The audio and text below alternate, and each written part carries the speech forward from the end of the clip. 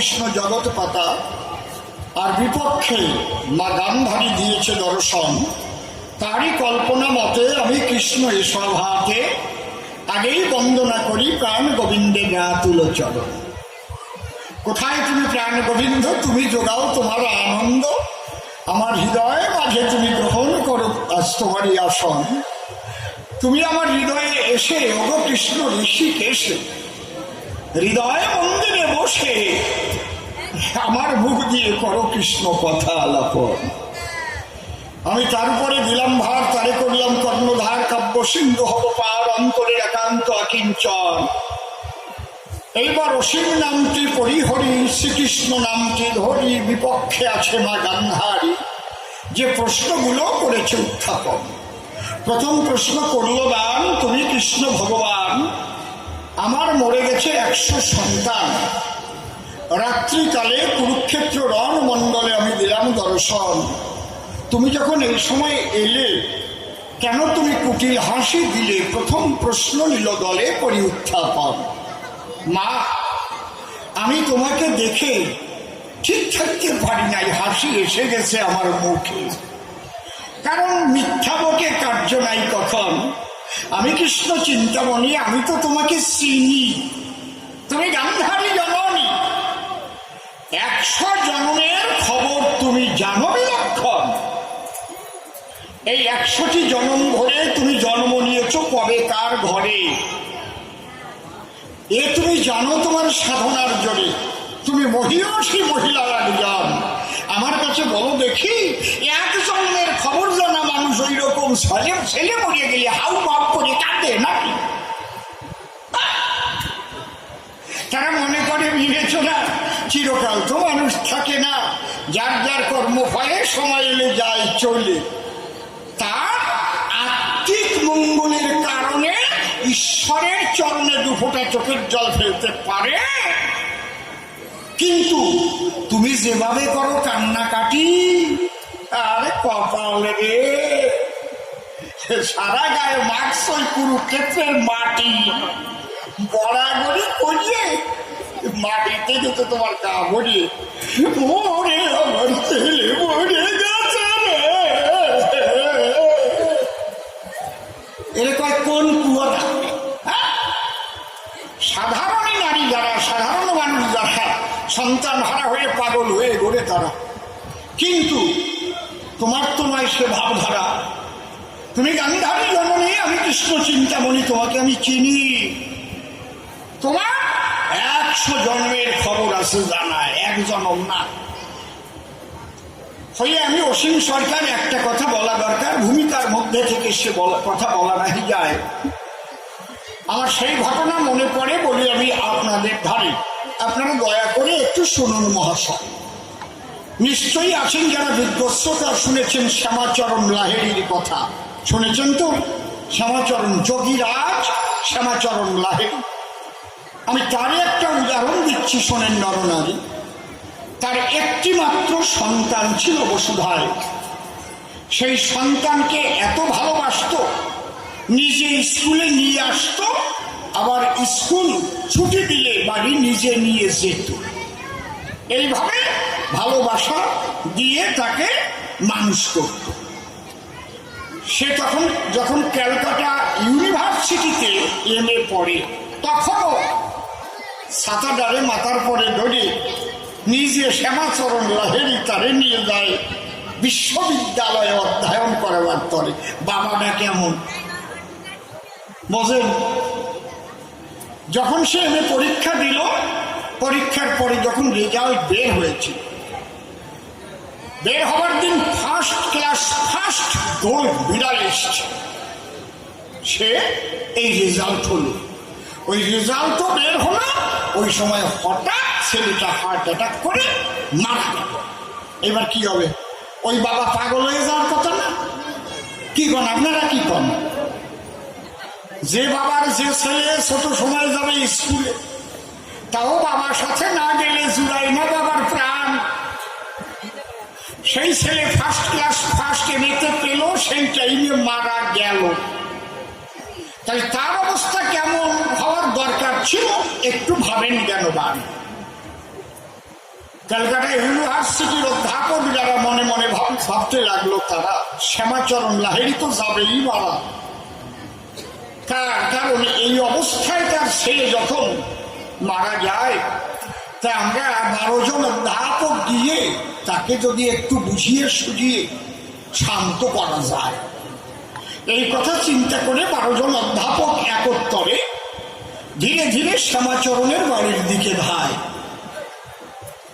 শ্যামাচরণ অন্য যারা ছিল তাদের একটু ডেকে বললো, তোরা একটু দই আর মিষ্টি নিয়ে আয়, 12 জন মানুষ সেবা করতে পারে তেমন দই মিষ্টি এনে দেয় আমার ধারে, আর 12খানা চেয়ার সাজাইয়ে রাখ এই টেবিলের চারি ধারে।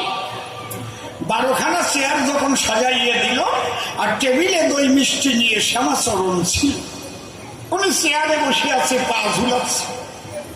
এই টাইমে 12 জন অধ্যাপক ওখানে ঢুকেছে। ওরা তো ভাবছিল যাইয়ে দেখবো ওনার মতো এরকম গড়াগড়ি করতেছে, ও রে আমার ছেলে মরে গেছে রে, হয়তো আত্মা মেরে পড়ি আছে। 12 জন চেয়ে দেখতে পারে শ্যামাচরণ লাহিড়ী বসা আছে চেয়ারের উপরে, আর 12খানা চেয়ারটার চারিধারে রয় দিয়ে রেখে তারা দৃষ্টি সাজানো আছে দই আর মিষ্টি। শ্যামাচরণ ইঙ্গিতে বলেছে, আসুন আসুন মহাশয়। কি কবে আর ছেলে মরে গেছে, কাঁদেন না, কবে ডাকে? কাঁদবেই তো, ডাকা তো কবে কি? ওরা 12 জন একত্তরে বসলো, গিয়ে যখন চেয়ারে 12 জনকে প্লেট ভরে ভাগ ভাগ করে দধি মিষ্টি দেয়, ওরা মনে মনে ভাবে তাই যার এমন ছেলে মরে গেছে দেখতে এসেছি, সান্ত্বনা দিতে এসেছি তার কাছে, কি করে সেই দই মিষ্টি খায়? শ্যামাচরণ ডেকে কয়, ও মনের মধ্যে লেগেছে সংশয়, আমি পুত্র হারা হয়ে দধি মিষ্টি করবে না গ্রহণ? শোনো, আমি পিতা হিসেবে আমার কর্তব্য ছিল যেমন, বলি আমি তোমাদের কাছাকাছি ওই অতিথি সন্তান রূপে ঈশ্বরের দরবার থেকে যেদিন থেকে পেয়েছি, আমি করেছি পিতার কর্তব্য পালন। আমার কাছে যতদিন তার রাখার দরকার ছিল সে রেখে দিল, যখন সেই মালিকের ধন মালিক টান দিয়ে নিয়ে গেল, আমি কাঁদবো কি করো? আমার কাছে বলো দেখি, আমি এইভাবে সাধারণের মতো কান্দি নাকি? তাহলে আত্মদর্শী মহামানব যদি কেহ হয়, সে ওই মায়াবদ্ধ জীবের মতো কাঁদে না মহাশয়। আমি দাঁড়িয়ে সভার দ্বারা বলি, তোমার কাছে প্রশ্ন করি, ওমা গান্ধারী, ওমা কথা কই না, শোনো একটু ভালো করি, তুমিও তো আত্মদর্শী মহিষী মহিলা একজন, ধরো আমার কথা ধরো, তুমি শত জন্মে সমস্ত কাহিনী যখন বলতে পারো, তাহলে তুমি বুঝিয়ে শুনে কান্দো কি কারো? তোমার ওই কান্না দেখার পরে আমি কৃষ্ণ নট ঘরে ঠিক কান্দি বাড়ি, আমি ফল ফল করে হাসিছি, তখন না হাসে মারা যায় যে 100 জন্মের খবর জানে আর সে ছেলে মরে গেছে বলে আর বাঁচে না। এই জন্য গান্ধারী তোমার কাছে প্রশ্ন করি, তুমি 100 জন্মের খবর জানো যখন, তাহলে কেন কান্না কাটি করো? ধরো আমার কথা ধরো, তাই দেখে আমি হেসেছি শ্রীমধু সুধা। হয়ে গেল জবাব। আপনারাও হাসতেন, ওই জায়গায় দাঁড়ালি আপনাকেও হাসাস, তোরে কপাল। কেন প্রথম প্রশ্নের জবাব হয়ে তর্জনের কথা করে দ্বিতীয় প্রশ্ন করে গেছে গান। আচ্ছা কৃষ্ণ বলো দেখি, তোমার কাছে প্রশ্ন রাখি, তুমি অর্জুনকে দিয়ে কালী পূজা করালে কেন? তুমি যদি সর্বশ্রেষ্ঠ, তুমি হচ্ছে জগদীষ্ট, তোমাকে পেলে আর কোনো কিছুর পাওয়ার তার নাহি প্রয়োজন। যে অর্জুন তোমাকে পেল সে তোমার কর্তৃক তোমার নির্দেশে কেন কালী পূজা দিয়েছিল এইটা জানার প্রয়োজন। ভালো প্রশ্ন করেছ, যখন তোমার ছেলে মরার পরে ওই প্রশ্ন ঠেলিয়ে উঠেছে, জবাব তো দিতে হবে নাকি? দেখো, কৃষ্ণের উপরে ত্রিজগতে কেহ নাই, এ কথা সত্য কহিয়াছ সভ্য সবারটাই, কিন্তু এক একজনের উপরে আছে এক এক শক্তির ভার। আমি কৃষ্ণ দিয়েছি স্বয়ং শারদধাম। কেমন? যেমন রাজ্যের মুখ্যমন্ত্রী শেষ কথা, তাই তো? ঠিক তো নাকি? মুখ্যমন্ত্রী শেষ কথা, কিন্তু অর্থমন্ত্রী একজন আছে। মুখ্যমন্ত্রী কি বাজেট পেশ করে? কথা কইেন। প্রধানমন্ত্রী দেশের শেষ কথা, বসে শুনেন বিধ্বস্বতা। প্রধানমন্ত্রী কি বাজেট পেশ করে? কথা কন না? নির্মলা সীতারমন বাজেট পেশ করে? কেটা করে?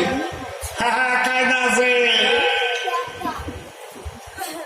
স্বরাষ্ট্রমন্ত্রী যিনি হোম মিনিস্টার, ভার আছে তার উপর, তিনি কিন্তু সমস্ত প্রশাসনটাকে তাকেই দেয় সর্বক্ষণ। অন্তর দিয়ে দেখেন ভেবে, যদি এমন পরিস্থিতি হয় যে পাকিস্তান কিংবা চীনের সঙ্গে যুদ্ধ হবে, প্রধানমন্ত্রী নির্দেশ দিতে পারে না কখনো। এই জন্য মন্ত্রিসভা না দেয়, প্রয়োজনে সর্বদলীয় বৈঠকও ডাকতে হয়। যেমন বাংলাদেশের কথা বলে গেলে তুমি সভা তলে, ভারত কি সিদ্ধান্ত নেবে তাই ভেবে সর্বদলীয় বৈঠক ডেকেছিল। মিথ্যা কথা নয়, প্রধানমন্ত্রী তো কয়ে দিতে পারত, পারত না? বোঝো কি বলি? তোমার পুরো ভাগে যদি চীনের সঙ্গে এমন হয় যুদ্ধ লাগে, তাহলে সেই নির্দেশ স্বরাষ্ট্রমন্ত্রী করিবে দাও। অন্তরে দেখো ভেবে, তোমার অর্থের কোনো ব্যাপার থাকলে ওই অর্থ দপ্তর থেকেই নিতে হবে। প্রধানমন্ত্রী কখনো দিতে পারে না, সে যদিও প্রধান। এই জন্য দাঁড়িয়ে বলি সভার পর, এই যে যুদ্ধ বিগ্রহ যা কিছু আছে, যতবার হয়েছে, সব দায়িত্ব গেছে কিন্তু শক্তির উপর। দেবাসুরের যুদ্ধ হলো, শক্তি কিন্তু অসুর বধ করেছিল। মিথ্যা না সত্যি? তাহলে এই যে হোম মিনিস্টারি শক্তির উপর নয়। এই জন্য আমি কৃষ্ণ বললাম দেখে অর্জুন এইভাবে চুপ করে না থেকে শক্তির আরাধনা করো। এ সময় অন্তরে দেখো ভেবে শক্তি যখন সহায় হবে, অবশ্যই হবে তোমার জয়। আমার কথা নহে ভুল, যদিও কৃষ্ণ সর্বশক্তির মূল, কৃষ্ণের ঊর্ধ্বে আর কেহ নাই। তথাপি এইরকম কোনো ঘটনা ঘটলে পরে, যেমন প্রধানমন্ত্রী সবার উপরে স্বরাষ্ট্র দপ্তরকে ডেকে তার দ্বারায় সেই অর্ডার পেশ করে, ঠিক তেমনই অবস্থায় আমিও কৃষ্ণ কমলাখি, তাই অর্জুনকে বললাম রাখি, অর্জুন আগে করতে হবে শক্তি সহায়। এই জন্য রামচন্দ্র যখন আগে ছিল, সেই রামও শক্তি সহায় করবার জন্য দুর্গা পূজা করেছিল, করে না? কি কথা বল না কেন? হ্যাঁ, কায়দা আছে। এই জন্য প্রধানমন্ত্রীকেও কিন্তু তার সম্মান দিতে হয়, তার যে জায়গায় দায়িত্ব, এ কথা অতি সত্য, সেই দায়িত্ব তাকে করতে দিতে হয় পালন। অন্তরে করুন ধারণা, সব ল্যাম্প পোস্ট হবে আর একটাই পোস্ট থাকবে, এইরকম হলে দেশ চলে না। এ কথা অতি সত্য। যার যার কাছে দেওয়া আছে যে দায়িত্ব, সেই দায়িত্বের সম্মান তাকে প্রধান হলেও করতে হয় দান। একদম পরিষ্কার দিলাম সমাধান। যে কারণে কালী পূজার ছিল প্রয়োজন। আমি বলি তোমার কাছে, আর তোমার যে অযৌক্তিক কথা এই প্রসঙ্গে বলা হয়েছে, পাঠাবলির কথা তুমি টানলে কি কারণ? আমার কাছে বলো দেখি, মা কখনো মায়ের পূজায় পশু বলি নেয় নাকি? এই যে পাঠাবলি কিংবা নরবলি জগৎজীবে দেয়, আত্মসুখের তরে তারা বলি দেয় মায়ের ধারে। তাহলে মায়ের সন্তান সবাই হলে পরে তার সন্তানকে বলি দিয়ে আর একজন যাবে আশীর্বাদ নিয়ে, এটা কখনো সম্ভব নয়। এই জন্য রুদ্রচণ্ডী পুরাণে আছে লেখা, আপনাদেরও আছে লেখা। শিব ঠাকুর একদিন জিজ্ঞেস ছিল, শোনো কালী, প্রশ্ন করি তোমায়, আমার কাছে বলো দেখি, এই যে ধরাধামে তোমার নামে যে পাঠা বলি হয়, তুমি গ্রহণ করো কি? তার জবাব দিতে গিয়ে কালী বলেছিল ডাক দিয়ে, মমযজ্ঞ মমদারে যৌ নরা পশুঘাতকা কে নরা নরক জন্তি যাবৎ চন্দ্র দিবাকরম। আমার যজ্ঞ, আমার পূজা করার তরে যদি কোনো নারী নরে পশু বলি যায়, অন্তর দিয়ে দেখো ভেবে যতদিন চন্দ্র সূর্য জগতে রবে, কুম্ভিপাক নরকে তারা হইবে নিলয়। এই চ্যাপ্টারটাই আলাদা। আর যখন অসুরদের বধ করতে হয়, যুদ্ধক্ষেত্রে মা যায়, তখনকার চ্যাপ্টারটা আলাদা। কার সাথে তুমি কি মিল দিচ্ছ? হ্যাঁ, চাঁদ দেখতেও দোয়া লাগে আর